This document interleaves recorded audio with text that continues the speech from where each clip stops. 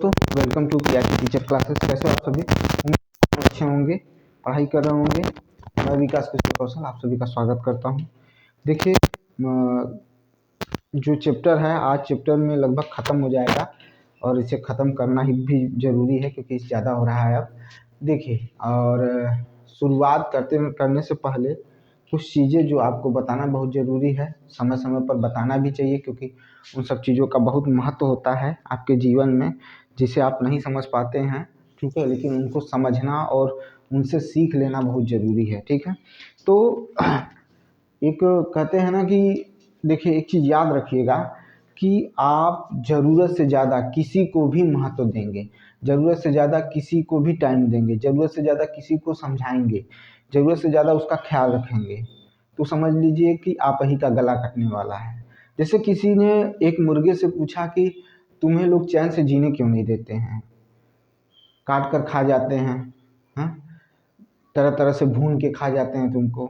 तो मुर्गे ने बड़ा अच्छा जवाब दिया, कहा कि लोगों को जगाने वाला, ठीक है, लोगों को जगाने वाला अक्सर ऐसे ही काट दिए जाते हैं, ठीक है, या उन्हें बर्बाद कर दिया जाता है। तो आप याद रखिएगा, जिसे भी आप समझाने की कोशिश करेंगे, खास करके मैं गलत मत समझिएगा, कि जिसे आप बहुत ज़्यादा प्रेम करते हैं, जिसे आप बहुत ज़्यादा महत्व देते हैं, खास करके अगर उसको समझाएंगे तो वो पहले आपसे दूर हो जाएगा, याद रखिएगा।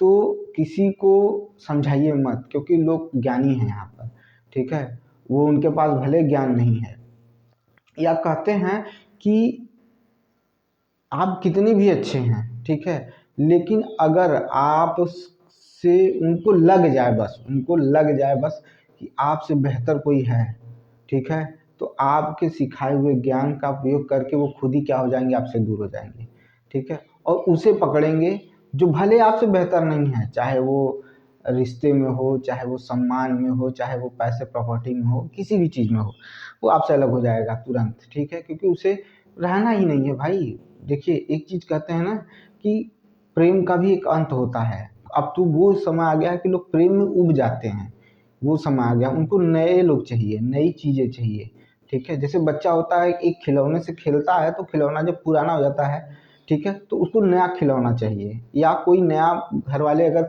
कोई नया खिलौना ला के दे देंगे तो उसको किनारे कर देगा, ये व्यक्ति का स्वभाव है, ठीक है। वो तो अबोध बालक है, लेकिन वो उस खिलौने को छोड़ देगा, फिर वो क्या करेगा, जो नई खिलौना आया उससे खेलेगा। लेकिन याद रखिए कि वो नया खिलौना भी एक दिन पुराना हो जाएगा और उसे भी फेंका जाएगा, ठीक है। तो ये चीज़ याद रखिए। जैसे हमारे हम बड़े होते हैं, जैसे क्लास 6 8 7 9 में भी देखे होंगे, और आपने भी फील किया होगा, आपने भी महसूस किया होगा कि जब स्कूल की शुरुआत होती तो अच्छी अच्छी किताबें आती हैं, नई नई किताबें आती हैं, घर वाले खरीद के लाते हैं, आप बड़े प्रेम से उस पर कवर चढ़ाते हैं, बड़े प्रेम से उसको सब कुछ करते हैं, ठीक है। चाहे पढ़ने वाले बच्चे की बात हो, चाहे ना पढ़ने वाले बच्चे की बात हो, मैं पढ़ाई पे नहीं ध्यान दे रहा हूँ, मैं बात कर रहा हूँ कि जब नई आती है चीज़ें तब क्या होता है, जब नए चीज़ें देखने को मिलती है तब क्या होता है, तो बड़ा अट्रैक्टिव लगता है, लोग उससे जुड़ना चाहते हैं, उनसे उनकी चीज़ों को सुनना चाहते हैं कि ये है क्या हकीकत में, ठीक है। उनकी हर बात बहुत प्यारी लगती है, अमृत की तरह काम करती है, ठीक है। तो उसी तरह से, जिस तरह से आपको नई नई किताबें मिलती हैं, आप पलट के देखते हो, नए नए फिगर देखते हो उसमें कि अगली क्लास में क्या क्या है, वो पढ़ने के लिए नहीं, पढ़ने वाला भी बच्चे का यही हाल है और न पढ़ने वाले बच्चों का भी यही है, उस पर आप कवर चढ़ाओगे, उसको बड़े प्रेम से रखोगे, लेकिन जैसे ही वो बुक पुरानी होना शुरू होगी, आप 1 महीने 2 महीने बाद अगर उसका कवर उखड़ गया तो आप दोबारा चढ़ाने की कोशिश नहीं करोगे, यहाँ तक कि अगर उसमें पिन लगा हुआ है और कवर उखड़ गया, पिन लगा, उस पिन को भी नहीं उखाड़ने की कोशिश करोगे कि उस पिन को निकाल दे कम से कम। आप इतना ज़्यादा उस चीज़ को क्या करने लगते हो कि चीज़ें ख़त्म होने लगती हैं वहाँ से, उसी तरह से यही चीज़ है।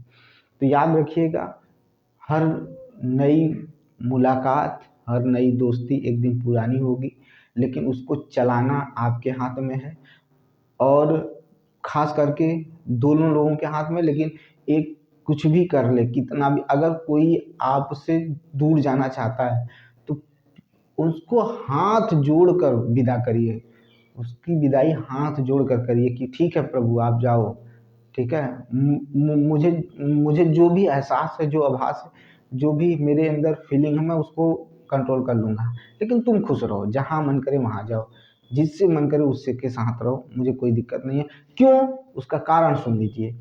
आप मत घबराइए, घबराना उसे है, फैसला उसने किया था, ठीक है, बात उसने की है, ठीक है, वो आप दोनों के बीच में किसी तीसरे को लेकर आया है, तो एक दिन वो भी उस तीसरे से भी उबेगा, याद रखिएगा, क्योंकि उस इंसान की फितरत यही है, ठीक है। और ऐसे इंसानों की संख्या बढ़ती जा रही है हमारे समाज में, ठीक है। लोग रिश्तों को नहीं समझ रहे हैं, लोग सिर्फ पैसे को महत्व दे रहे हैं, ठीक है, पैसा ही उनके लिए सब कुछ हो गया है।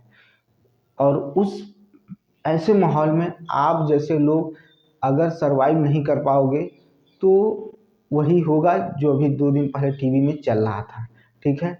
लेकिन मैं यही कहूँगा, अपने आप को कठोर बनाइए, इतना कठोर बना लीजिए कि कोई आए फिर चला जाए, आप पर प्रभाव नहीं पड़ना चाहिए। एक चीज़ और, अपनी मंजिल के अलावा किसी को महत्व मत दीजिएगा। जितना प्यार अपनी मंजिल से करेंगे उतना प्यार लोग आपसे करेंगे, याद रखिएगा। आप अपनी मंजिल को पाइए, लोग आपको पाने की कोशिश करेंगे, बस इससे ज़्यादा कुछ नहीं कहूँगा। और याद रखिएगा, फिर वही चीज़ कह रहा हूँ कि हर एक चीज़ एक दिन पुरानी हो जानी है, ठीक है, एक दिन पुरानी हो जानी है, इंसान बंध जाएगा।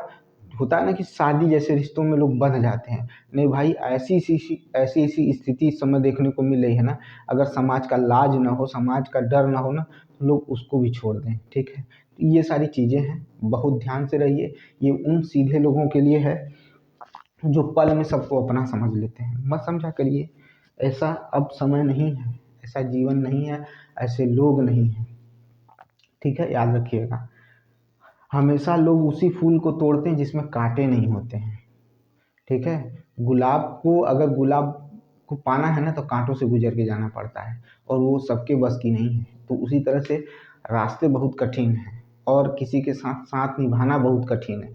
लोग शुरुआत में, याद रखिएगा, शुरुआत में लिए गए जो वादे होते हैं ना, वो चीनी की तरह होते हैं, शक्कर की तरह होते हैं, ठीक है। कब गल जाएंगे कोई भरोसा नहीं, कब भूल जाएंगे कोई भरोसा नहीं है, ठीक है। तो जैसे जैसे उनके साथ रहते हैं, आप उनके बिहेवियर को चेक करिए, उनके साथ देखिए कि उनका क्या मतलब रोल है आपके जीवन में, ठीक है। ये बहुत ज़रूरी है, ये बहुत ध्यान देने वाली चीज़ है। अगर आप इस पर ध्यान नहीं देते हो, आप इस चीज़ को नहीं समझते हो, तो बाद में आपको रोना पड़ेगा, ठीक है। तो कि आप रोने से अच्छा है कि अपने आप को संभाल लीजिए, अपने आप को बनाने की कोशिश करिए, ठीक है, अपने आप को बनाने की कोशिश करिए, यही कहूँगा। और मेहनत करते रहिए, ठीक है। आपने जन्म लिया है सिर्फ शादी करने के लिए, प्रेम करने के लिए नहीं लिया है, आपके ऊपर और भी काम है। माँ बहन है, उनकी सेवा करनी है, बहनों को ज़रूरत पड़ने पर भाई का फर्ज निभाना है, बाप पिताजी हैं उनसे प्रेम करना है, उनके लिए कुछ करना है, फिर समाज में कुछ ऐसा करके जाना है ना कि जब आपकी जो पीढ़ी आए ना, तो आपके सामने सर झुकाए बिना घर के बाहर ना निकले, ठीक है। आपकी दुनिया आपको जाने चाहे ना जाने, लेकिन आपकी जो पीढ़ी आए वो जाने कि मेरे ये पिताजी थे, मेरे ये दादाजी थे। आपके नाती पोता या जो भी पीढ़ी आएगी वो आपके सामने सर नमन करके जाए, क्योंकि आप ऐसा काम करके गए हैं, ठीक है। तो ये चीज़ करिए। आपने जन्म क्यों लिया है, 5 मिनट बैठ के सोचिएगा अपने जीवन के बारे में, हमने जन्म क्यों लिया है, आखिर क्या करना है हमको, क्यों आए थे यहाँ पर, ठीक है। रोज तरह की जिंदगी वही चीज, ठीक है, नहीं, वो नहीं करना है। आपकी शादी खूब धूमधाम से हो रही है, समझिएगा इस चीज़ों को कि आपकी शादी बहुत धूमधाम से हो रही है, ठीक है, कुछ अलग आप शादी में कर रहे हैं, लेकिन याद रखिएगा हर चीज़ का तोड़ है, ठीक है। आपसे बेहतर कोई करके चला जाएगा, ठीक है। अंबानी के लड़के की शादी हुई, उस समय तक माहौल था, उसके बाद कोई चर्चा कर रहा है, कोई चर्चा नहीं करता है, ठीक है। और मुझे सच बता रहा हूँ, हकीकत बता रहा हूँ, उस जिस अंबानी के लड़के का नाम भी पता नहीं है मुझे, ठीक है। क्यों? क्योंकि वो बाप के पैसे पर है, वो अपने पैसे अपने दम पर नहीं है। बनाने वाला तो अंबानी है, बनाने वाले तो अंबानी है अपना, ठीक है, अडानी है, इन्होंने बनाया है। तो इनके बच्चे को कौन जानता, कोई नहीं जानता, क्योंकि ये बाप का बनाया हुआ है। तो जो बनाता है उसी का नाम रह जाता है, जो नहीं बनाता उसका नाम कभी नहीं रहता है, याद रखिएगा, इन सब चीज़ों को याद रखिएगा, ठीक है। बस इतना रखिए कि अपने आप को इतना बेहतर बना लीजिए, इतना बेहतर बना लीजिए, और इतना अपने आप को काम में मशगूल रखिए कि ये जीवन कब बीत जाए पता न चले, ठीक है, क्योंकि ये मृत्यु लोक है। और मृत्यु लोक के साथ साथ कलयुग चल रहा है, ठीक है, इसमें कि कोई किसी का नहीं है, ठीक है। चलिए आइए देखते हैं न्यूट्रिशन इन एनिमल। सोचेंगे कि आज इसको खत्म कर दिया जाए। देखिए दिख रहा है, बहुत से भाई, बहुत अच्छे, ठीक है। चलिए भाई, बहुत बढ़िया दिख रहा है। चलिए, न्यूट्रिशन इन एनिमल, ठीक है। अब हम बात कर रहे हैं बड़ी आंत के बारे में, क्योंकि छोटी आंत के बारे में चर्चा हो गई थी। हम बड़ी आंत के बारे में चर्चा करेंगे, ठीक है। बड़ी आंत, इसे बृहदांत भी कहते हैं। क्या कहा जाता है? तो बृहदांत भी कहा जाता है, ठीक है, बृहदांत, ठीक है। इसी को लार्ज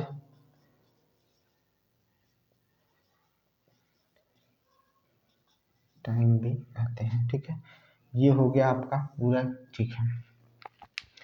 देखिए कल हमने बताया था कि जो छोटी आंत होती है उसमें उंगली नुमा उभार होता है, ठीक है। इसी उंगली नुमा उभार को हम क्या कहते हैं? दीर्घरोम कहते हैं। इन्हीं दीर्घरोमों में भोजन का अवशोषण हो जाता है। इंग्लिश में दीर्घरोम को विली कहते हैं। उसी से क्या होता है? भोजन का अवशोषण हो जाता है, ठीक है। और उनमें रक्त वाहिकाएं छोटी छोटी पाई जाती हैं, जो किससे जुड़ी होती हैं? रक्त से जुड़ी होती हैं। तो पोषण कहाँ पहुँच जाते हैं? रक्त में पहुँच जाते हैं। और रक्त से कहाँ पहुँचते हैं? कोशिकाओं में पहुँचते हैं। कोशिकाओं में क्या होता है? उसका ऑक्सीकरण होना शुरू हो जाता है, ठीक है, जिससे कार्बोहाइड्रेट प्राप्त होता है, कार्बन डाइऑक्साइड निकलती है और ऊर्जा प्रदान होता है। ये सारी चीज़ें हमने आपको बता दिया था। अब लार्ज इंस्टेंटाइन पढ़ेंगे, और लार्ज इंस्टेंटाइन में चीज़ों को सीखेंगे। फिर उसके बाद बहुत महत्वपूर्ण चीज़ें हैं जो आपको नोट की तरह मैं बनवा दूंगा, क्योंकि उसको भी पढ़ना है या उसको भी याद रखना बहुत जरूरी है, क्योंकि वहाँ से क्वेश्चन उठ सकते हैं, ठीक है। आपको कहीं भी वहाँ से क्वेश्चन पूछ सकते हैं, इसीलिए मैं हमेशा चीज़ों को बड़ा करके बताता हूँ, ताकि आपको चीज़ें याद रहें और आपका काम बने, ठीक है। तो देखिए, जो लार्ज इंस्टेंटाइन होती है यानी बृहदांत होता है, इसमें समझिएगा, इस ये छोटी आंत से क्या होता है? छोटा होता है लेकिन चौड़ा होता है। छोटी आंत से छोटा होता है लेकिन क्या होता है? चौड़ा होता है, ठीक है। इसकी लंबाई, जो टोटल जो लंबाई इसकी है वो कितनी है? 1.5 मीटर है। 1.5 मीटर इसकी क्या है? लंबाई है। ये मुख्य काम करता क्या है? कल से चिल्लाते आ रहे हैं, इससे पहले भी चिल्लाए, कि ये जल का क्या करता है? अवशोषण करता है। साथ साथ में लवण का भी अवशोषण करता है। जल और लवण का क्या करता है? अवशोषण करने का काम करता है। अवशोषण करने का काम क्या करता है? जल और लवण का क्या करता है? अवशोषण करने का काम करता है, ठीक है। क्या करता है? जल और लवण का अवशोषण करता है। फिर उसके बाद जो अपचित भोजन है वो अर्ध ठोस के रूप में कहाँ पहुंच जाता है? मलाशय में पहुंच जाता है। और मलाशय के बाद क्या हो जाता है? आपका जो गुदा द्वार है उससे क्या हो जाता है? बाहर निकल जाता है। क्या करता है? बाहर निकल जाता है। जो एनस है उसमें से क्या हो जाता है? बाहर निकल जाता है। तो सुनिएगा ध्यान से, मैंने क्या कहा? मैंने कहा कि यह छोटी आंत की अपेक्षा छोटा होता है, ठीक है। छोटी आंत की अपेक्षा छोटा व चौड़ा होता है।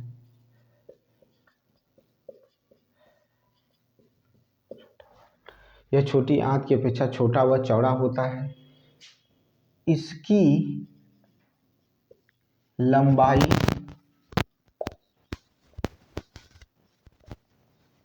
1.5 मीटर होती है।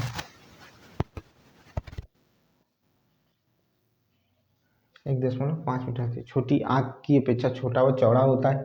इसकी लंबाई 1.5 मीटर होती है। इसके बाद होती है यहाँ से अपचित भोजन, यहाँ से अपचित भोजन अर्ध ठोस के रूप में, अर्ध ठोस के रूप में मलाशय में पहुँचता है।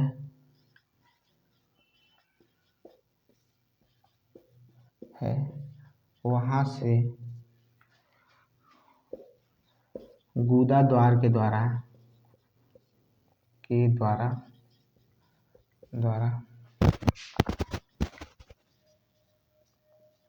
बाहर निकल जाता है। ठीक है, ये क्या होता है, गुदा द्वार के द्वारा क्या हो जाता है, बाहर निकल जाता है। जो मल होता है वो क्या होता है, बाहर निकल जाता है। ठीक है, ये चीज़ें आपको देखने को मिलेंगी, ध्यान दीजिएगा इन सब चीज़ों पर। ठीक है, इसको नोट कर लीजिए। ठीक है, इसको नोट करिए। चलिए, ये हो गया। ठीक है, यह छोटी आंत की अपेक्षा छोटा व चौड़ा होता है। इसकी लंबाई 1.5 मीटर होती है। यहाँ से अपचित भोजन अर्ध ठोस रूप में मलाशय में पहुँचता है, वहाँ से गुदा द्वार से बाहर हो जाता है। अच्छा, एक चीज़ नहीं लिखे भाई, एक चीज़ नहीं लिखे, थोड़ा सा गलती हो गई, लेकिन यहाँ पर लिख लीजिएगा।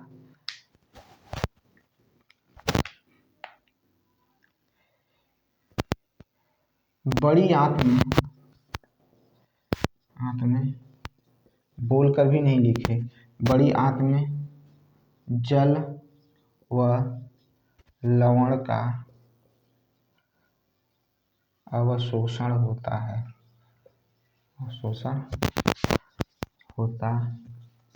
है, ठीक है, इतना याद रखना। जल और लवण याद रखिएगा, जल और लवण। जल के बारे में तो बार बार कह रहे थे, लेकिन लवण भी क्या होता है, लवण का भी क्या होता है, अवशोषण होता है बड़ी आंत में। ठीक है, याद रखिएगा, ये हो गया। अब देखिए, यहाँ पर तो मतलब समझिए कि मानव के लगभग सारी चीज़ें, मानव के पाचन में जो सारी चीज़ें हैं, जो घटक हैं या जो भी मुख्य अंग हैं, वो खत्म हो गए। लेकिन थोड़ा सा कुछ चीज़ें हैं जो बहुत एक्स्ट्रा पूछी भी जाती हैं और उनको पढ़ना भी जरूरी है। जैसे आपका यकृत का क्या काम होता है, यानी लीवर का क्या काम करता है, उनके बारे में जान लें। क्योंकि ये क्या करते हैं, जो लीवर होता है पित्त स्रावित करता है, अग्नाशय जो होता है अग्नाशयी रक्त को स्रावित करता है। तो ये हमारे जीव, ये करते क्या है, ये हमारे करते क्या है, क्योंकि पहला हमने अमाशय पढ़ा था। अमाशय में क्या होता है, HCl निकलता है, श्लेष्म निकलता है, और क्या निकलता है, पाचक रस निकलते हैं। उसी तरह से अगर यकृत की बात करें, अगर हम लीवर के मुख्य कार्य की बात करें, हम इसमें मुख्य बिंदु ही लिखवाएंगे आपको, यकृत के मुख्य कार्य, यकृत के मुख्य कार्य। यहाँ से क्वेश्चन पूछा जाता है, इस वजह से इसको हमें करवाना बहुत जरूरी है, क्योंकि ये अगर इसको हम नहीं पढ़ेंगे तो फिर दिक्कत है। कल हमने इसका वजन बताया था, महिलाओं में, पुरुषों में, फिर एक सामान्य वयस्क व्यक्ति जो होता है उसमें इसका वजन कितना होता है, ये हमने इसकी चर्चा कर ली है। ठीक है, समझ में आई बात, इसकी चर्चा कर ली, इस पर हम बात ज़्यादा नहीं करेंगे, क्योंकि आप उसको वहाँ से देख लीजिएगा, बात समझ में आ जाएगा। ठीक है, तो हम यह कह सकते हैं कि यकृत द्वारा क्या होता है, पित्त रस का क्या होता है, स्राव होता है। देखिए, अगर मैं यहाँ पर लिखता हूँ तो मैं पहला लिखूंगा कि यकृत से समझिएगा, पित्त रस का स्राव होता है। यकृत से क्या होता है, पित्त रस का क्या होता है, स्राव होता है। यकृत से पित्त रस का स्राव होता है। यहाँ पित्त आंत में उपस्थित, ठीक है, पित्त आंत में उपस्थित पित्ताशय जो होता है, ठीक है, पित्त में आंत में उपस्थित, ठीक है, आंत में उपस्थित, सॉरी फिर गलत बोल रहा हूँ, क्योंकि ये तो पित्त रस निकलता है और जाकर कहाँ स्टोर होता है, पित्ताशय में उपस्थित होता है, या उसमें रखा जाता है। ठीक है, या उसमें उपस्थित होता है, या इसमें स्टोर किया जाता है। लेकिन ये करता क्या है, पित्त, यकृत में से पित्त रस का स्राव होता है। यह पित्त रस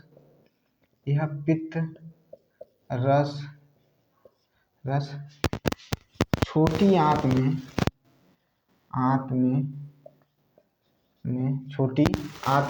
यह पित्त रस छोटी आंत में, ठीक है, छोटी आंत में एंजाइमों की क्रिया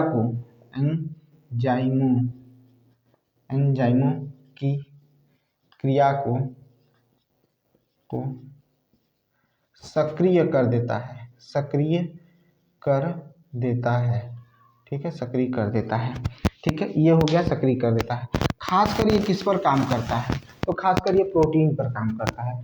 प्रोटीन का क्या करता है, प्रोटीन को तोड़ने का काम करता है। जो जटिल प्रोटीन होता है उसका क्या करता है, तोड़ने का काम करता है। यानी यकृत प्रोटीन के उपापचय में क्या लेता है, भाग लेता है। यकृत प्रोटीन के उपापचय में भाग लेता है। यकृत प्रोटीन के उपापचय में क्या लेता है, भाग लेता है, यानी उनको तोड़ने का काम शुरू कर देता है। कौन तोड़ता है, तो यकृत करता है। ठीक है, क्या करता है, यकृत करता है। और जब प्रोटीन का विघटन होता है, तो उस विघटन की वजह से क्या होता है कि हमारे शरीर में क्या बनने लगता है, तो हमारे शरीर में क्या होता है, विषैले अमोनिया बनना शुरू हो जाता है। ठीक है, जब प्रोटीन का विघटन करता है तो उस समय हमारे शरीर में विषैला अमोनिया बनना शुरू हो जाता है। अमोनिया जो होता है वो खतरनाक होता है, ठीक है, हमारे लिए हानिकारक होता है। तो अमोनिया को यूरिया में भी परिवर्तित कर देता है। ठीक है, तो लिखेंगे कि यकृत के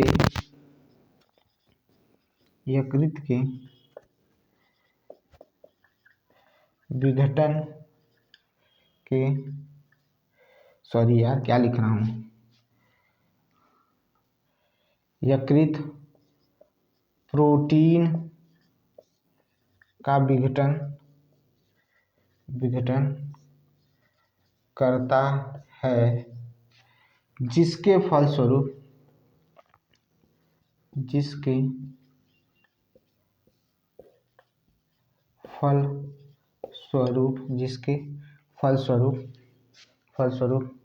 अमोनिया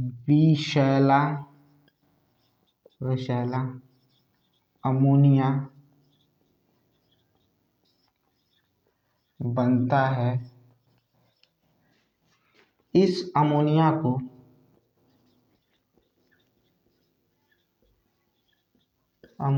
को यूरिया में परिवर्तित कर देता है।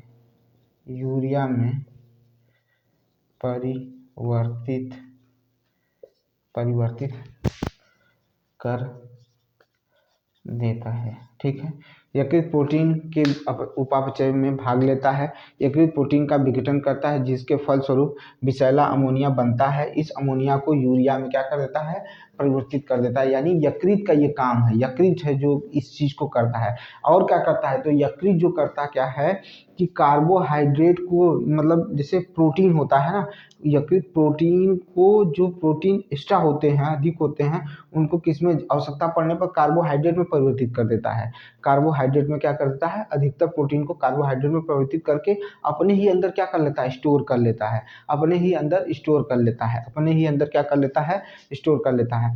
ठीक है, और यही कार्बोहाइड्रेट बाद में जाकर क्या होता है, ग्लूकोज, और ग्लूकोज से ग्लाइकोजेन में कन्वर्ट हो जाते हैं, क्योंकि यकृत इनको ग्लाइकोजेन के रूप में अपने अंदर रखता है।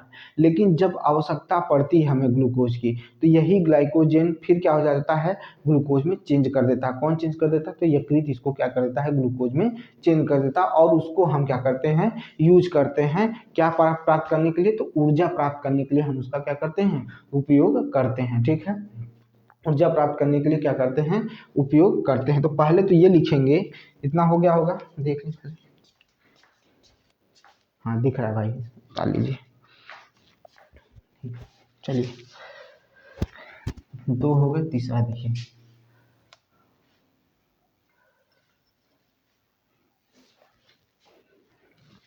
देखिए तीसरा,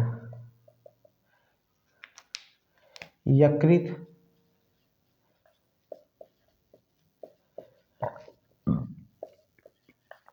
प्रोटीन की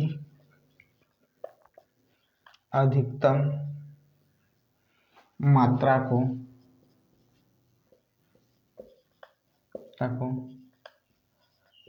कार्बोहाइड्रेट में परिवर्तित कर देता है। क्या कर देता है, परिवर्तित कर देता है। यकृत प्रोटीन को प्रोटीन की अधिकतम मात्रा को कार्बोहाइड्रेट में परिवर्तित कर देता है। और आगे सुनिएगा ध्यान से। यकृत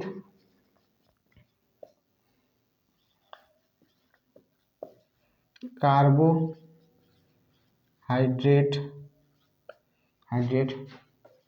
को ग्लूकोज से ग्लाइकोजेन में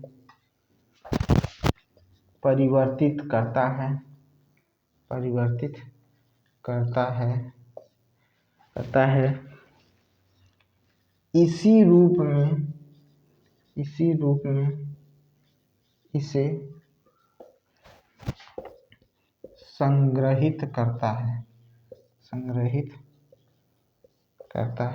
में इसे संग्रहित करता है। आवश्यकता पड़ने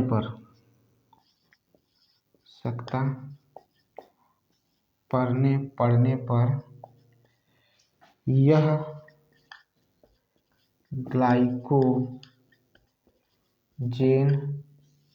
ग्लाइकोजेन को पुनः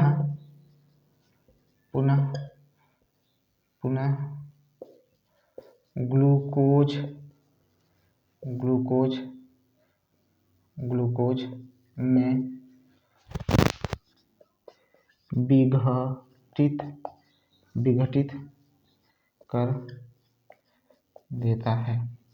विघटित कर देता है। ठीक है, फिर ग्लूकोज में परिवर्तित कर देता है। क्या कर देता है? परिवर्तित कर देता है। ये सारा काम यकृत करता है भाई, ये सारा काम यकृत का काम है।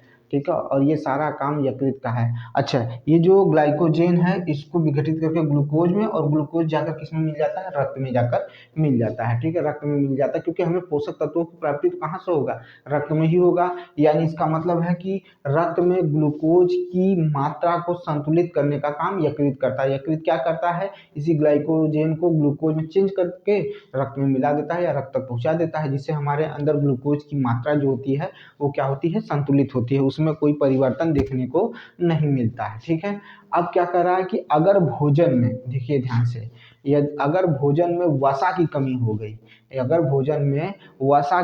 हो गई, तो यकृत क्या करता है? कुछ कार्बोहाइड्रेट को किस में परिवर्तित कर देता है? तो वसा में परिवर्तित कर देता है। ठीक है, यकृत क्यों हमारे लिए जरूरी है यही जान लीजिए। तो क्या करता है कि यदि हमारे भोजन में वसा की कमी है तो यही जो यकृत है कार्बोहाइड्रेट को वसा में क्या कर देता है? परिवर्तित, कुछ कार्बोहाइड्रेट को वसा में परिवर्तित कर देता है। देखिए हम क्या कर रहे हैं कि जब हमारे शरीर में, पांचवा क्या है? जब हमारे शरीर में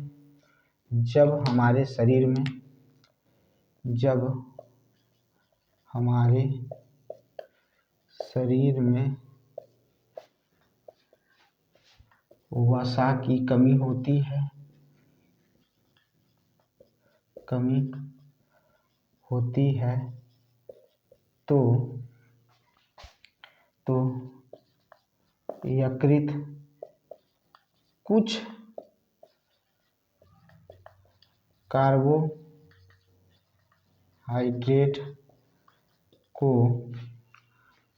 कुछ कार्बोहाइड्रेट को वसा में परिवर्तित कर देता है, ठीक है, जब हमारे शरीर में वसा की कमी होती है तो यकृत कुछ कार्बोहाइड्रेट को वसा में क्या कर देता है? परिवर्तित कर देता है। वसा में क्या कर देता है? परिवर्तित कर देता है। ठीक है, बात समझ में आई कि नहीं आई भाई? ठीक है, बात समझ में आई कि नहीं आई? ठीक है, अब देखिए दो चीज़ों का बहुत, क्योंकि यहाँ से क्वेश्चन उठ सकते हैं। ठीक है, यहाँ से क्या होता है? क्वेश्चन उठ सकते हैं। ठीक है, एक होता है फाइब्रिनोजेन होता है, एक फाइब्रिनोजेन होता है, और क्या होता है? हिपैरिन होता है। फाइब्रिनोजेन किसकी बात कर रहे हैं? फाइब्रिनोजेन और हिपैरिन। ठीक है, हिपैरिन। ठीक है, ये दो की बात कर रहे हैं। फाइब्रिनोजन और हिपैरिन, फाइब्रिनोजन और हिपैरिन ये दोनों ही कहाँ से प्राप्त होते हैं, तो ये दोनों इसमें से, तो ये तो एकदम कंफर्म है कि ये कहाँ से निकलता है, एकदम यकृत में बनता है, यकृत में बनता है, यकृत में बनता है। अभी इसको लिखवाएंगे भी, घबराइए मत, ठीक है, यकृत में बनता है, ठीक है। फाइब्रिनोजन जो होता है वो यकृत में ही बनता है, ठीक है, ठीक है, फाइब्रिनोजन नामक यकृत में ही बनता है, और ये भी क्या होता है, यकृत में बनता है। लेकिन ये दोनों हैं क्या है, ये दोनों है क्या, तो एक प्रकार के प्रोटीन है, एक प्रकार के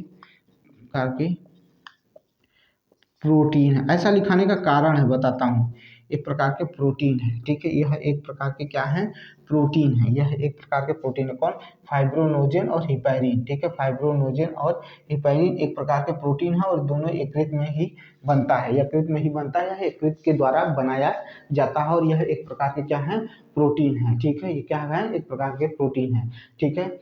और याद रखिएगा, यह थक्का मतलब ये रक्त का थक्का बनाने में मदद करता है, ठीक है, यह रक्त का थक्का बनाने में मदद करता है। कौन, फाइब्रोनोजन जो होता है वो रक्त के थक्का बनाने में मदद करता है, यानी रक्त का थक्का बनाने में मदद करता है। और यह जो होता है रक्त को थक्का बनने से रोकता है, यह रक्त का थक्का का बनने से रोकता है, ठीक है। इसका साफ मतलब है कि फाइब्रिनोजन की मात्रा हमारे ब्लड में होगा तो रक्त का थक्का बनेगा, अगर ये होगा तो रक्त का थक्का नहीं बनेगा। अगर मान लीजिए ये एकदम निकलना बंद हो जाता है और ये ज़्यादा निकलना शुरू हो जाता है तो हमारे शरीर में पूरे रक्त का क्या हो जाता है, थक्का बन जाएगा, क्या हो जाएगा, पूरे शरीर में रक्त का थक्का बन जाएगा, किसकी वजह से, फाइब्रोनोजन प्रोटीन की वजह से। इसलिए दोनों यहाँ पर रहना मौजूद है, एक क्या करता है, रक्त का थक्का बनाने में मदद करता है, और एक जो होता है रक्त का थक्का न बनाने में मदद करता है। इसीलिए जब हमारे हाथ और पैर कहीं कट होते हैं तो ये एक्टिव हो जाता है बहुत तेजी से, जिसकी वजह से क्या होता है, रक्त का थक्का बनने लगता है। सारी चीज़ें तो यहाँ से होती हैं, सीपीयू तो ये है, तो ये क्या करता है, ऐसी चीज़ें क्रिएट करता है जिसकी वजह से ये बहुत ज़्यादा एक्टिव हो जाता है, जिससे क्या होता है, चोट लगने पर रक्त का थक्का बनना शुरू हो जाता है, और इससे क्या होता है कि रक्त का थक्का बनने से रोकता है, ठीक है, रक्त का थक्का बनने से रोकता है, यही चीज़ है। और याद रखिएगा, आप सभी जानते हैं, आप पढ़े लिखे हैं, बार बार पढ़ते हैं कि आरबीसी का निर्माण यही होता है, ठीक है, ठीक है, आरबीसी का निर्माण कहाँ होता है, आरबीसी का निर्माण यकृत के द्वारा, सॉरी क्या कह रहा हूँ यार, गलत बोल रहा हूँ, यकृत का नष्ट होना किसमें होता है, यकृत में ही होता है। पढ़ते पढ़ते क्या बोल जाता हूँ, ठीक है, यकृत में ही आरबीसी नष्ट होती है, आरबीसी की मृत्यु होती है, कहाँ होती है, तो यकृत में ही होता है, यानी नष्ट यकृत के द्वारा ही किया जाता है, किसको, आरबीसी को, ठीक है, आरबीसी को। इसका स्क्रीनशॉट ले लीजिए भाई, इसको बताना जरूरी था भाई, इसलिए मैंने बताया। अब ध्यान से सुनिएगा, तीन चीज़ें और अभी हैं यकृत में, तीन चीज़ें और जोड़ी गई हैं यकृत में, या तीन चीज़ों का बहुत इंपॉर्टेंट है। यदि किसी व्यक्ति की अकाल मृत्यु होती है या किसी कारण से मृत्यु होती है तो उसकी मृत्यु का कारण जानने के लिए हम यकृत से ही क्या करते हैं, पता लगा लेते हैं कि उसकी मृत्यु किस कारण से हुई, जहर खाने से हुई है या उसको क्या दिक्कत थी, उस कारण को जानने के लिए यकृत की जांच करते हैं। तो यकृत से हमें पता चलता है कि व्यक्ति की मृत्यु किस कारण से हुई, यकृत, ठीक है, यकृत से ही क्या पता चलता है कि उसकी मृत्यु किस कारण से हुई है, यकृत ही बताता है, ठीक है। यकृत में थोड़ी मात्रा में देखिए क्या क्या पाया जाता है, तो यकृत में थोड़ी मात्रा में लोहा पाया जाता है जिसे आयरन आप कहते हैं, ठीक है, तांबा पाया जाता है, और विटामिन भी रहता है, ठीक है, क्या रहता है, विटामिन भी रहता है। तो ये चीज़ें हो गई, दो चीज़ें हो गई कि एक तो पहले जो मृत्यु हुई उसकी बात कर रहा है, ठीक है, व्यक्ति को अगर जहर देके मारा गया है तो वो कौन सा जहर यूज किया गया है, तो वो यकृत से ही पता चल जाता है, यकृत की जांच से पता चल जाता है कि उसे किस तरह से मारा जाता है। और यकृत क्या करता है, आपके शरीर के ताप का भी संतुलन करता है, आपके शरीर के ताप में भी जो संतुलन बनाए रखने का काम कौन करता है, यकृत करता है। सुनिएगा ध्यान से, मैंने कहा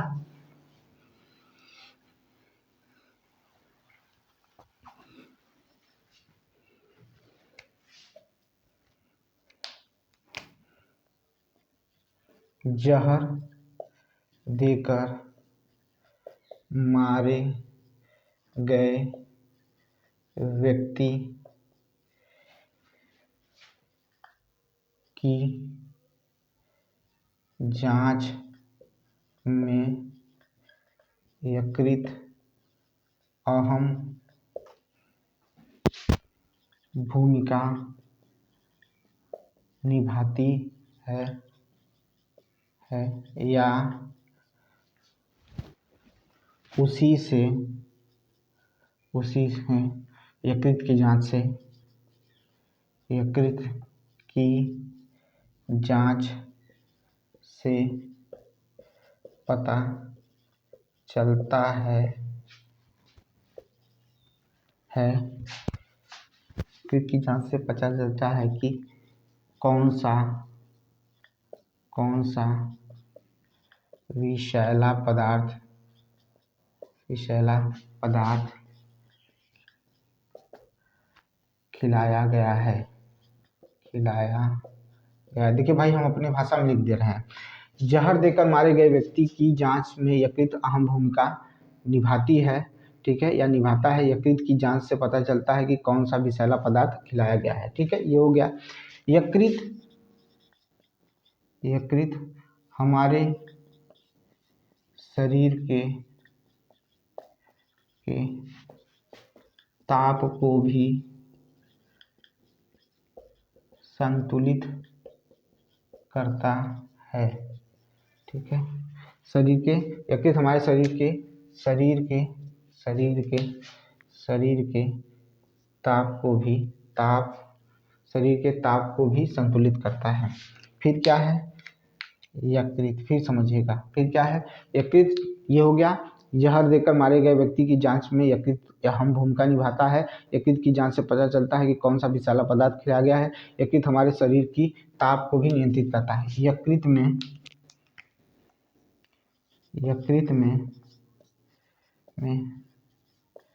कुछ मात्रा में लोहा, जिसे आयरन कहते हैं आप, ठीक है, तांबा, जिसे कॉपर कहते हैं आप, तथा विटामिन संचित रहता है। यकृत में कुछ मात्रा में लोहा, तांबा तथा विटामिन संचित रहता है, ठीक है। क्या रहता है? विटामिन संचित रहता है। स्क्रीनशॉट ले लीजिए भाई, ठीक है भाई। चलिए, ये हो गया। अब थोड़ा सा पित्त रस के बारे में पढ़ लेते हैं कि पित्त रस का कार्य क्या होता है, ठीक है, क्योंकि वो भी जरूरी है, क्योंकि वहां से भी क्वेश्चन उठे हैं। इस वजह से आपको सारी चीजें बताते चलेंगे, ठीक है। तो पित्त रस यानी बाइल जूस, ठीक है। पित्त रस के बारे में बात करेंगे, पित्त रस के कार्य।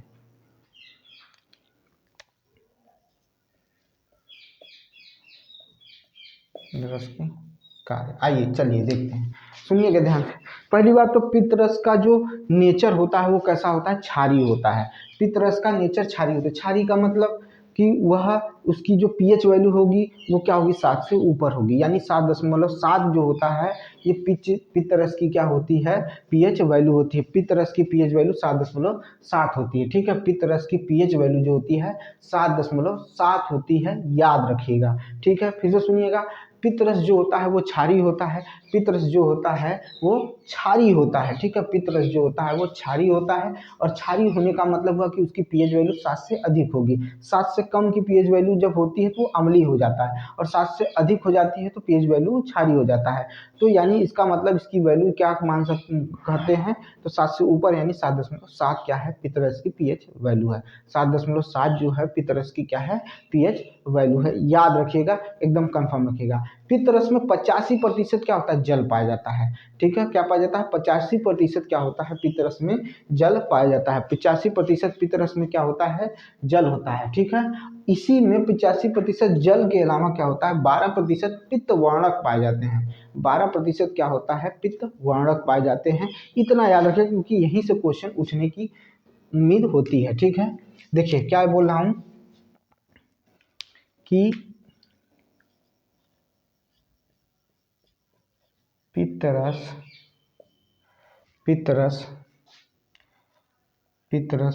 कि पितरस का पितरस पितरस का पितरस का स्वभाव क्षारीय होता है। पितरस का स्वभाव कैसा होता है? क्षारीय होता है। क्या होता है? क्षारीय होता है। ठीक है। यह पीले हरे रंग का होता है। हरे रंग का होता है। पीले हरे रंग का होता है। ये तो सब जानते हैं आप। थोड़ा सा हल्का पीले हरे रंग का होता है। ये कैसा होता है?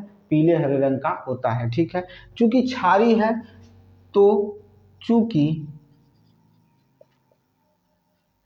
क्षारीय है तो इसकी पीएच वैल्यू पीएच मान इसकी पीएच मान इसका पीएच मान लिखिए। इसका पीएच मान 7.7 होता है। इसका पीएच मान तो इसका पीएच मान 7.7 होता है। इसका पीएच मान कितना होता है? 7.7 होता है। ठीक है। 7.7 होता है इसका पीएच मान। ठीक है। होता है। ठीक है। यहाँ से लिख लीजिएगा ये एक में इसको 1 स्टार दीजिए। अब यहाँ पर देखिए, पित्त रस में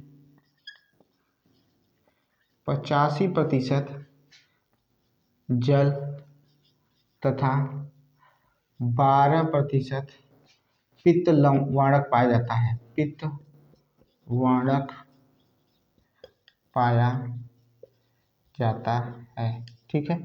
ये थोड़ा सा ये यहाँ से क्वेश्चन उठे, इस वजह से इसको बता दिया कि इसमें क्या होता है, पित्त वाणक पाए जाते हैं। इसका नेचर कैसा होता है? क्षारीय होता है। इसकी पीएच वैल्यू कितनी होती है? 7.7 होती है। इसकी पीएच वैल्यू कितनी होती है? 7.7 होती है। इसकी पीएच वैल्यू क्या होती है? 7.7 होती है। ठीक है। याद रहेगा, भूलिएगा नहीं इसको। ठीक है। अब पढ़ते हैं इसमें कुछ क्या करते हैं कि इसके बारे में जानते हैं। अब इसका कार्य देखिए। यह भोजन का जो स्वभाव होता है उसको क्षारीय कर देता है, जिसकी वजह से अग्नाशयी रस क्या कर सके? क्रिया कर पाते हैं। क्या कह रहा है कि यह भोजन के स्वभाव को या नेचर भी होता, स्वभाव को क्षारीय कर देता है, जिससे जिससे जिससे अग्नाशयी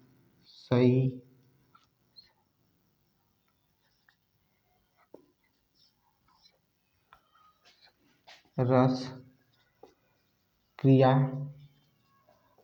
करते हैं। ठीक है। क्रिया करते हैं। ठीक है। क्या करते हैं? क्रिया करते हैं। ठीक है। क्षारीय कर देता है, जिससे अग्नाशयी रस क्या करते हैं? क्रिया करते हैं। इसको देख लीजिएगा। अग्नाशयी रस क्या करते हैं? क्रिया करते हैं। यह भोजन उपस्थित, ठीक है, भोजन में उपस्थित जो कीटाणु होते हैं, जीवाणु होते हैं, जो हानिकारक जीवाणु होते हैं, उनको क्या करता है? नष्ट करता है। यह भोजन में उपस्थित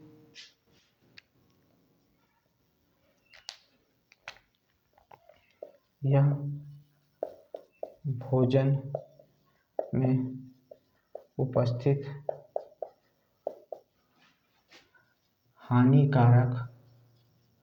कारक जीवाणुओं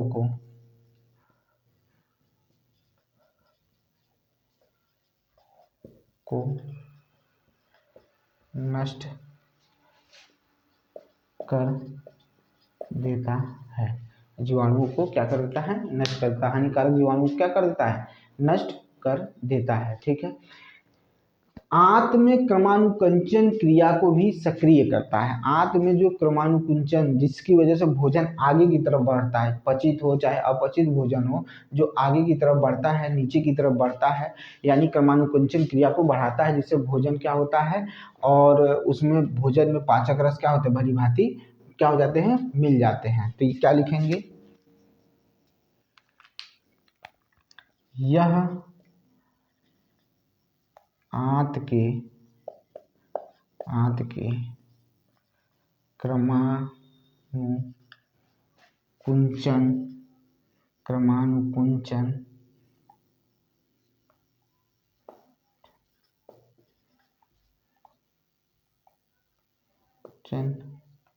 क्रमानुकुंचन क्रिया को बढ़ा देता है, जिससे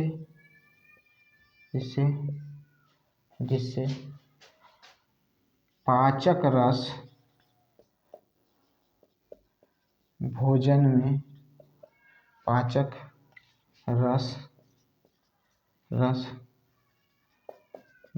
में भली भांति मिल जाते हैं।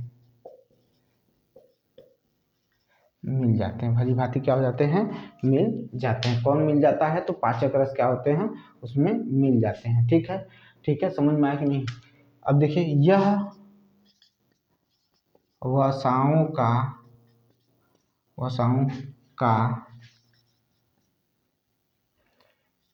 इमल्सिफिकेशन करने में सहायक होता है। ठीक है, यह वसाओं का इमल्सिफिकेशन, ठीक है, इमल्सिफिकेशन ऑफ फैट, ठीक है, इमल्सिफिकेशन या इमल्सीकरण भी इसे कहते हैं, करने में सहायक होता है। कौन सहायक होता है? तो कौन? पित्त रस जो होता है यही करता है। पित्त रस जो होता है यही करता है। ठीक है, यही क्या करता है? सहायक होता है। ठीक है, और मैंने क्या बताया? और ध्यान सुनिए। ठीक है, यह विटामिन के, ठीक है, और वसाओं में उपस्थित, ठीक है, विटामिन के और वसाओं में उपस्थित जो अन्य विटामिनों का क्या कर लेता है? अवशोषण कर लेता है। फिर से सुनिएगा, यह विटामिन के तथा वसाओं में उपस्थित, ठीक है, वसा में उपस्थित विटामिनों का क्या कर लेता है? अवशोषण कर लेता है। ठीक है, वसाओं में घुले अन्य विटामिनों का क्या करता है? अवशोषण कर लेता है। कौन करता है? तो हमारा पित्त करता है। तो चलिए, ये हो गया होगा।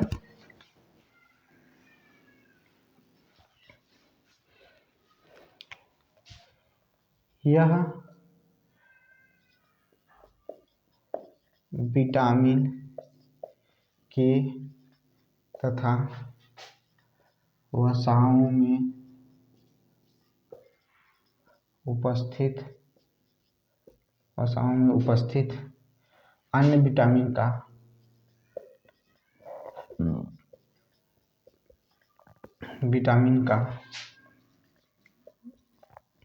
अवशोषण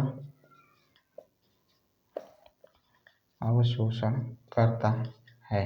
ठीक है, यह विटामिन के तथा वसाओं में उपस्थित अन्य विटामिन का अवशोषण कर लेता है। क्या कर लेता है? अन्य विटामिन का अवशोषण कर लेता है। ठीक है, समझ में आया कि नहीं आया भाई?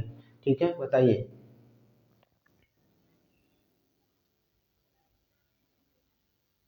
ठीक है, ये समझ में आया? कितना समझ? अब ध्यान से सुनिएगा, बहुत इंपॉर्टेंट बताने चल रहा हूँ, पीलिया के बारे में बताने चल रहा हूँ, जिसे आप जॉइंडिस कहते हैं। ठीक है, क्या कहते हैं?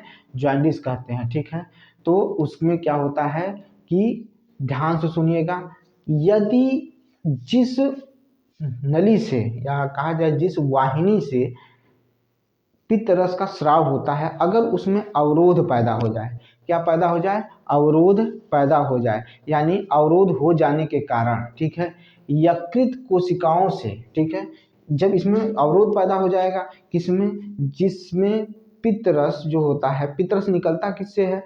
पित्त रस निकलता किससे? यकृत से निकलता है। यकृत से निकलता है, तो अगर उस नली में अवरोध पैदा हो जाए, उस वाहिनी में अवरोध पैदा हो जाए या पित्त वाहिनी में अवरोध पैदा हो जाए, तो यकृत की जो कोशिकाएं होती हैं ना, यकृत की जो कोशिकाएं होती हैं वो क्या करती हैं कि बिलीरुबिन, ठीक है, बिलीरुबिन लेना बंद कर देती हैं, ठीक है, बिलीरुबिन लेना बंद कर देती हैं। और जब बिलीरुबिन लेना बंद करेंगी, ठीक है, बिलीरुबिन लेना बंद कर देती हैं तो उसके फलस्वरूप क्या होता है कि बिलीरुबिन संपूर्ण शरीर में क्या हो जाता है, फैल जाता है। और जब बिलीरुबिन पूरे संपूर्ण शरीर में फैल जाएगा तो इसी के कारण क्या हो जाएगा, हमको पीलिया हो जाएगा। इसी के कारण क्या होगा, इसके फलस्वरूप बिलीरुबिन संपूर्ण शरीर में फैल जाने के कारण हमको क्या हो जाएगा भाई, पीलिया हो जाएगा। फिर से सुनिएगा, पित्तवाहिनी में किसी कारण अवरोध होने पर, पित्तवाहिनी में किसी कारण से अवरोध होने पर यकृत जो होता है, यकृत की जो कोशिकाएं होती हैं वो बिलीरुबिन लेना बंद कर देती हैं। तो जब बिलीरुबिन लेना बंद हो जाएंगी तो बिलीरुबिन क्या होगा, पूरे शरीर में फैल जाएगा। और जब पूरे शरीर में बिलीरुबिन फैलेगा तो हमें क्या हो जाएगा, उसका परिणाम निकल के आएगा कि हमें पीलिया हो गया। ठीक है, तो सुनिए क्या कह रहा हूँ।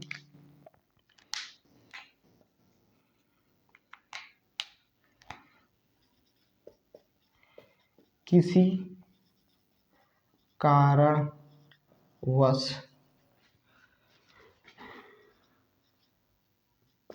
पित्त वाहिनी बंद होने के कारण यकृत कोशिका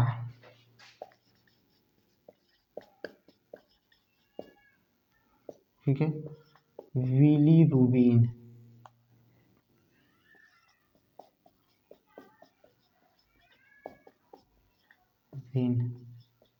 लेना बंद कर देती है। ठीक है, कोशिका बिलीरुबिन लेना बंद कर देती है। यही बिलीरुबिन बिलीरुबिन यही बिलीरुबिन, ठीक है, बिलीरुबिन यही बिलीरुबिन संपूर्ण शरीर में फैल जाता है। ठीक है, संपूर्ण शरीर में फैल जाता है, जिसके कारण हमें पीलिया हो जाता है, पीलिया हो जाता है। ठीक है, किसी कारणवश पित्त वाहिनी बंद होने के कारण यकृत कोशिका बिलीरुबिन लेना बंद कर देती हैं, यही बिलीरुबिन संपूर्ण शरीर में फैल जाता है, जिसके कारण हमें पीलिया हो जाता है। हमें क्या हो जाता है, पीलिया हो जाता है। क्या हो जाता है भाई, पीलिया हो जाता है। इन्हीं के कारण से क्या होता है, पीलिया हमें हो जाता है। बात समझ में आई भाई? इतना अगर समझ में आ गया होगा भाई तो समझिए बहुत कुछ समझ में आ गया आपको। ठीक है, पहले आप इसका स्क्रीनशॉट लीजिए। हो गया भाई? चलिए, इतना हो गया आपका। ये खत्म रहा, पित्तरस के बारे में भी जान लिए। ठीक है, आप यकृत के बारे में ही जान लिए, सारी चीज़ें इसमें हो गई।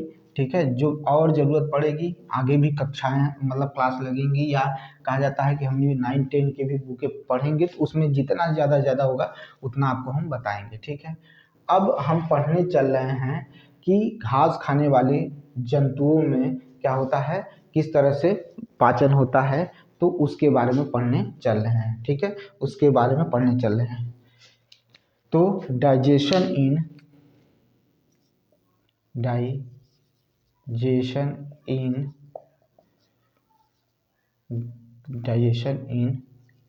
ग्रास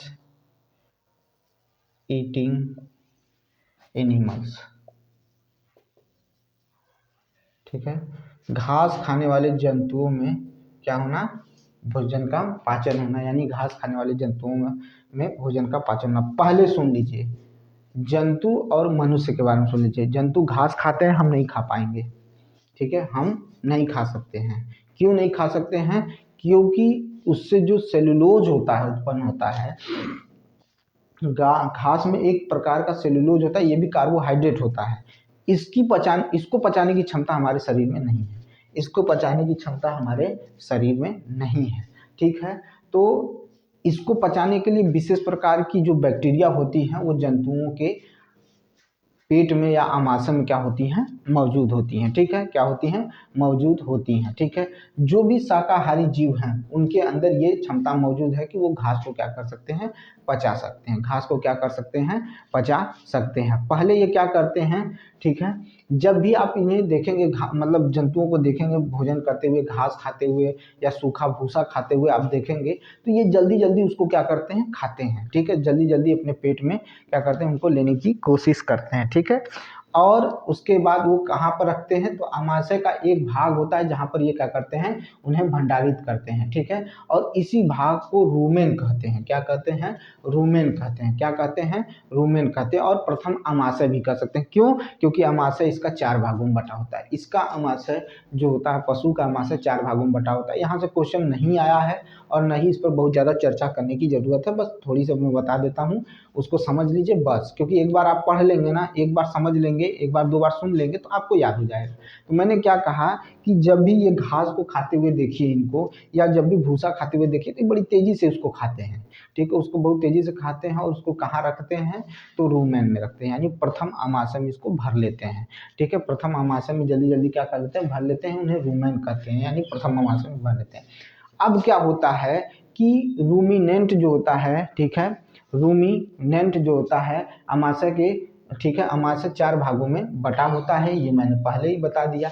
अब क्या करेंगे, ये छोटे छोटे पिंड बनाएंगे। ठीक है, उसी जो घास को जल्दी जल्दी खाए है ना, उसको छोटे छोटे पिंड के रूप में परिवर्तित करेंगे। जब छोटे छोटे पिंड के रूप में परिवर्तित करेंगे ना, तो उसको फिर वापस अपने मुंह में ले आएंगे।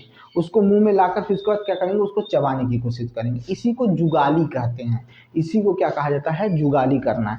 इसी को क्या कहते हैं, जुगाली करना। ठीक है, छोटे छोटे पिंडकों में पुनः लाकर इसे क्या करते हैं, खाते हैं, और इसी को क्या कहते हैं, जुगाली या रोमंथन कहते हैं। क्या कहते हैं, रोमंथन कहते हैं। ठीक है, रोमंथन कहते हैं। ठीक है, फिर से सुन लीजिए। पहले ये क्या करते हैं, भोजन को जल्दी जल्दी खाते हैं, खाकर रूमेन में ले आते हैं। ठीक है, और आमाशय 4 भागों में बटा होता है। फिर ये क्या करते हैं, उसी भोजन को छोटे छोटे पिंड में फिर वापस अपने मुंह में लाते हैं और फिर चबाने की कोशिश करते हैं। इसी को जुगाली या रुमंथन कहा जाता है। इसी को जुगाली या रुमंथन कहा जाता है। और ऐसे जंतु जो होते हैं वो रुमंथी जंतु या रूमिनेंट एनिमल कहलाते हैं। इतना जरूर याद करिएगा। अब क्या होता है, ध्यान से सुनिएगा, फिर छोटी सी चीजें हैं, बहुत सुन लीजिएगा। ठीक है, कह रहा है कि जो घास होती है उसमें प्रचुर मात्रा में सेलुलोज होता है, और यह सेलुलोज क्या होता है, एक प्रकार का कार्बोहाइड्रेट होता है। एक प्रकार का कार्बोहाइड्रेट होता है।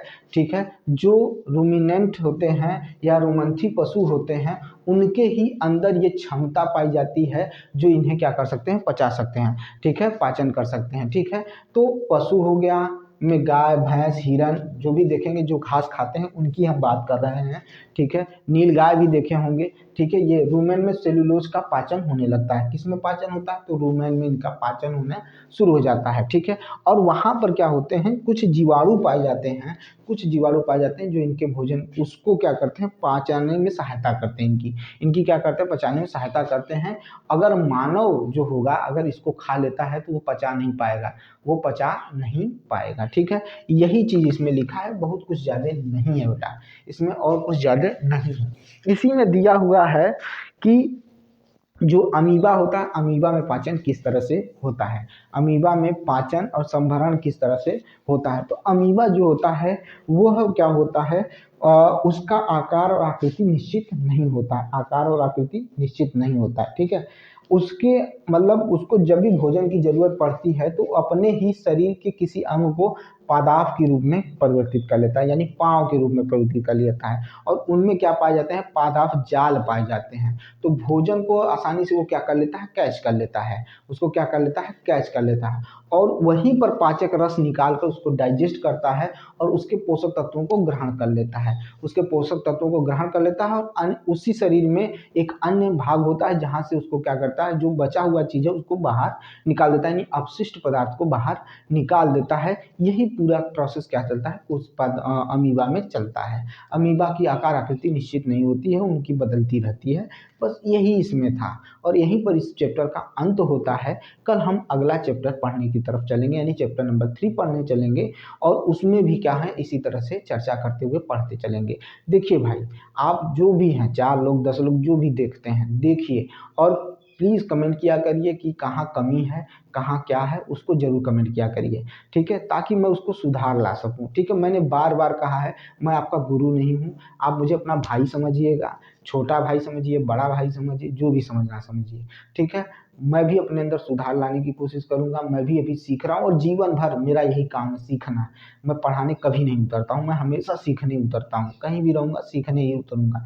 कहीं पर भी पढ़ाता हूँ, अपने कोचिंग में, ऑफलाइन कोचिंग में भी पढ़ाता हूँ, वहाँ 25-30 बच्चे बैठते हैं, मैं उनसे भी कहता हूँ कि कोई कमी हो या कोई भी बात हो ज़रूर बताना, या कोई तरीका लगे कि सर का तरीका पढ़ाने का सही नहीं है, इनको चेंज करना चाहिए, तो मैं उसमें परिवर्तन लाने की कोशिश करता हूँ। क्यों? क्योंकि जब आप हम एक कहते हैं ना अच्छे दोस्त की तरह, और एक चीज़ और भी होनी चाहिए, आप शिष्य की गरिमा को बनाए रखिए, मैं गुरु की गरिमा को बनाए रखूँ। लेकिन उसी में एक दोस्त की तरह हम लोग रहेंगे ना, तो चीज़ें आप भी सीखेंगे, हम भी सीखेंगे, परिवर्तन आप में भी आएगा, हमारे में भी आएगा, ठीक है। कोई, मैं अपने को गुरु मानता ही नहीं हूँ भाई। तो बस हाँ, इतना ज़रूर दायरा रखता हूँ कि चाहे वो लड़का हो, चाहे वो लड़की हो, वो मेरे शिष्य हैं, ठीक है, वो मेरे स्टूडेंट हैं, मैं उतने तक सीमित रहता हूँ।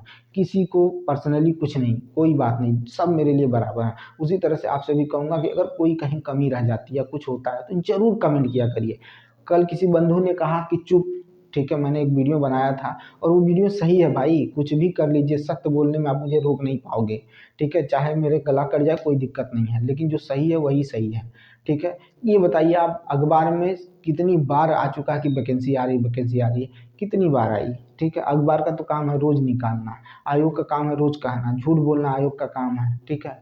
कैसे नहीं हो सकता? अगर कोई चाह जाए तो ये काम नहीं कर सकता। मैं चाह रहा हूँ तभी तो पढ़ा रहा हूँ, न चाहूँ तो वो पढ़ा ही नहीं पाऊँ, बहाना मार दूँ, तेरा बहाने मार सकता हूँ, लेकिन नहीं, मेहनत करना है, करना है। तो वही चीज़ है भाई, आपकी भर्ती का कोई पता है? आप अभी, मेरी बातें आपको बुरी लगती हैं, उठाकर देख लीजिए।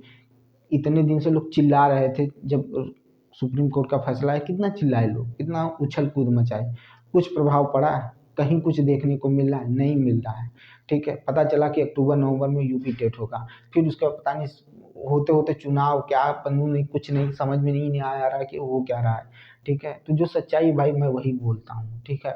उसके अलावा मैं कुछ नहीं बोलता और मैं बोलूँगा, और जिनको बुरा लगता है, मैं बस, वो हमको अगर गाली भी देते हैं तो मैं मुस्कुरा के बस खाली छोड़ देता हूँ, छोड़ो, क्योंकि मुझे नहीं लगता है कि जब गाली का जवाब गाली हो, ठीक है, ये अच्छी बात नहीं है। क्योंकि मैंने भी ये सब चीज़ें किया है, और जब मैंने किया है ये सब चीज़ों को ना, जैसे किसी ने मुझे कुछ बोला तो मैंने उसका जवाब दिया, तो मैं खुद डिस्टर्ब हो जाता हूँ। तो मैं क्या करता हूँ, मेरा ये सीधा सा सिद्धांत हो गया है कि अगर कोई मुझे कुछ बोल रहा है ना, तो मैं सुनकर, हँसकर या मुस्कुरा कर निकल देता हूँ। क्यों? क्योंकि मुझे पता है इसका प्रभाव मेरे ऊपर नहीं पड़ना चाहिए। अगर मेरे ऊपर पड़ रहा है तब तो मैं समझूँगा, इसका अर्थ क्या होता है समझिएगा, कि अगर मुझे कोई छोटा या कोई भी ऐसा इंसान जो इन सब चीज़ों में लिप्त है, अगर मुझे गाली देता है, तो अगर मैं उसका दोहराता हूँ तो मैं उसके बराबर हो गया। यानी उसका मतलब, अगर वो शराबी है, शराब पीकर गाली दे रहा है, तो मैं होश में गाली दे रहा हूँ, तो समझिए कि मैं उससे ज़्यादा गिरा हुआ इंसान हूँ, ठीक है। क्योंकि वो तो नशे में है और मैं होश में आकर भी बदतमीजी कर रहा हूँ, तो ये नहीं करना चाहिए। जिनको जो कहना है कह लेने दीजिए, जिनको जो करना है कर लेने दीजिए। जो आपको इस समय या खराब समय में आपको छोड़ के जा रहे हैं, आपके साथ बुरा कर रहे हैं, कभी पलट के उनकी तरफ मत देखिएगा, कभी भी उनके ऊपर ध्यान मत दीजिएगा। अपने जीवन में आगे बढ़ते रहिए, अच्छा काम करते रहिए। आपको चाहने वाले इतने मिल जाएँगे ना कि आपका मन भर जाएगा, लेकिन चाहने वालों की कमी नहीं होगी। लेकिन वो डिपेंड करता है आप पर, आप कितना, और याद रखिएगा, जितना आप झुकेंगे उतना ऊपर उठेंगे, याद रखिएगा। तो मिलते हैं नेक्स्ट वीडियो में। अगर मेरा चैनल आपको अच्छा लगता है, मेरा बनाया हुआ वीडियो आपको अच्छा लगता है, मेरा पढ़ाया हुआ चीज़ें आपको अच्छी लगती हैं, तो लाइक करिएगा, शेयर करिएगा, सब्सक्राइब करिएगा मेरे चैनल को। मिलते हैं नेक्स्ट वीडियो में। बहुत बहुत धन्यवाद।